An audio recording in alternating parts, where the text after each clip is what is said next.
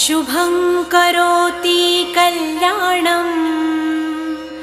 आरोग्यं धनसम्पदा शत्रुबुद्धिविनाशाय दीपज्योति नमोऽस्तुते। दिव्यादिव्यारे दीपत्कार